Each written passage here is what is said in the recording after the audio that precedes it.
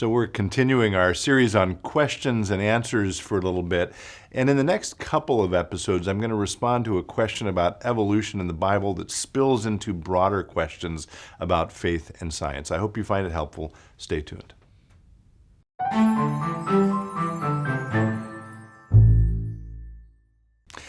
Hello, friends. Pastor Tim Westermeyer here. Good to be with you today. We're continuing right now this series on some answers to questions that have been submitted to me. And I confess this is taking a little longer to get through them than I initially thought. Not a big deal. But we're actually going to do, the next two episodes are going to be basically on one question. And it's a really important question. I'll read the question and then I'll sort of talk about how I want to address it. The question is, how should we balance theories of evolution, archaeologic findings of things millions of years old, with the Old Testament narrative, which seems to say that the first humans were created within the last 10,000 years, shortly after the universe was created? Should we understand that the Old Testament's historical references are symbolic? So it's a long question, again, basically about evolution, about biblical interpretation, but even more broadly, it goes to this theme, we've talked about it before, about faith and science. So I will answer the question that the questioner has about evolution in the Old Testament. I'll get to it, but I guess I want to say first a couple of preliminary things. And by the way, broadly, I guess I would say this episode we'll discuss some preliminary things, and then you know the old line about in a marriage or a wedding, the bride's supposed to wear something old and something new. Broadly, I'm going to talk today about stuff that's older, so the Bible and a couple of other older theologians. The next episode, we'll talk about something much more recent, but they all go to this question of faith and science. So, some preliminary thoughts. I've talked about this before, but in my opinion, the supposed conflict, and I use the word supposed very advisedly, the supposed conflict between faith and science makes us as Christians unnecessarily apologetic and defensive about our faith. We take in these myths and these misconceptions about that conflict that are all around us culturally. We assume they're true. We assume that, well, as Christians, we must be backwards. We must believe things that don't have anything to do with reality, and therefore we should be ashamed of our faith. And this is an example, again, we've talked about this before, of how things that are wrong culturally about Christianity, it's not often that they're just a little bit wrong. Very frequently, they're 180 degrees wrong. And in the case of faith and science, and even in two episodes, we can't get into all of this, but I would argue, and I've said this many times, we live in a culture that values science and the scientific method, not in spite of our Christian heritage, but because of it. Science, I would argue, grows out of our Christian understanding of the world, and we'll actually get to that a little bit in the Genesis story in a moment.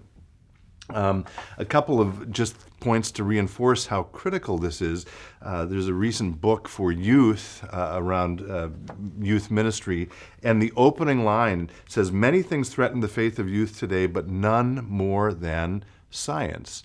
And again, the presumption there, I think, is young people say, well, I don't believe in faith because I believe in science, which is a category error. It's not that they're binary. It's not that they're opposites. And again, it's not that they're even in conflict. But in order for those young people to understand that, those of us who are Christian need to do a better job of telling what the true story is. And I remember 2 years ago, I visited a woman in the hospital. She was in lockdown in the psychiatric ward. She had just tried to take her own life. And so I went and visited her. The first question she asked me was, "Pastor Tim, why aren't dinosaurs in the Bible?" Now, this is a woman in crisis who wants something to hold on to. And for her at that moment, the faith evidently was not that thing, in part because the Bible doesn't talk about dinosaurs. So in her mind, it was, well, it can't possibly be true then, right? All right, so again, the question, let me say a couple of things, again, sort of broadly about how really important Christians have talked about faith and science. And they would have used different language, natural philosophy maybe, when they lived rather than science, but it led to the same thing. So Augustine, there was an episode we did about Augustine. He lived back in the 4th and 5th centuries. Here's what he said, long time ago, to his early Christian friends: "It is a disgraceful and dangerous thing for someone to hear a Christian, presumably giving the meaning of Holy Scripture, talking nonsense about the natural world. And we should take all means to prevent such an embarrassing situation in which people show up vast ignorance in a Christian and laugh it to scorn." So in other words, if people are going to take us seriously as Christians, then those of us who are talking about the Bible, let's say, or Holy Scripture or God, better not be talking nonsense about things that are provable. Okay, that's a way of saying it. And then Aquinas, he lived in the 13th century, one of the towering geniuses of certainly the last millennium. He had this sort of way of looking at the world in which he said there is only one truth. Okay?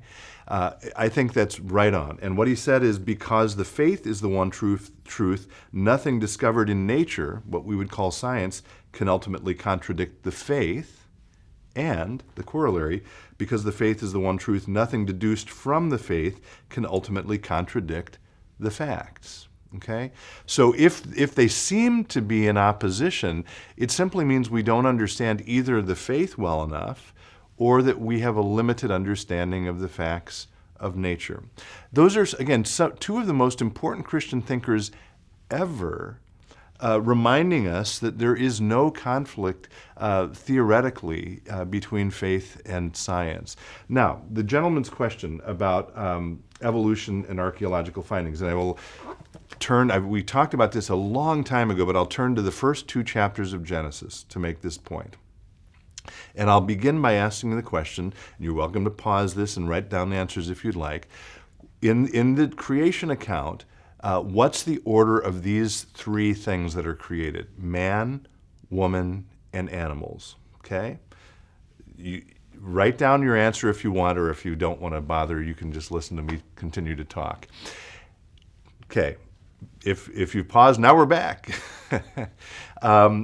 It turns out it's a trick question, because there are 2 different creation stories in Genesis chapter 1 and Genesis chapter 2. And they do not line up. They're mutually incompatible. In the first creation story, Genesis 1, the animals are made first, and then man and woman are both made simultaneously. Okay? In Genesis 2, the creation story tells us that man is made first, then animals, then woman. Now, I want to be very clear again about this. I am not pointing to theologians. I'm not talking about philosophers. I'm not talking about preachers talking about the Bible. I am talking about the biblical witness itself. The first 2 chapters of the Bible, they don't line up in terms of how they tell the story of creation. What can we deduce from that? Whatever else you deduce from it, it reminds us that the authors of those 2 chapters were not trying to tell us how it happened. They were trying to answer other questions about the story of creation.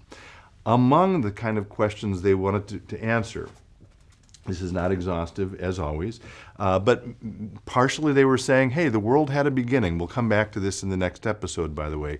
Most of the religions of the time that Genesis was written thought the world was just eternal. So they were saying, well, no, we think God actually created the world. In the beginning, God. It tells us there's a special relationship between God and humankind, and also between humankind and the rest of the created order, which is why Christians take seriously stewarding God's good creation. But I would argue one of the most important things that these stories tell us, and which point ultimately to the way forward for developing the scientific method, is this. The religions back at the time that Genesis was written believed that as human beings we should be bowing down to things like the sun or the moon or the animals that were the mysterious animals in the deeps of the sea or in the forest, right? Because they were godlike. And with amazing clarity, the authors of Genesis said, no. If you want to bow down to something, bow down to the God who made all things, including the sun and the moon and the stars and the animals. That's who you should bow down to. And that also then does what? It frees us to study all of those other things, those created things, and allows us eventually to study them even scientifically. Again, that comes from a very deep instinct in the Christian tradition. So, as I expected, I have a feeling this is a little longer than usual. This is a really important topic. I hope you've been able to stick with me. In the next episode, we'll pick up this again. But in the meantime, be well, stay in touch, and God bless.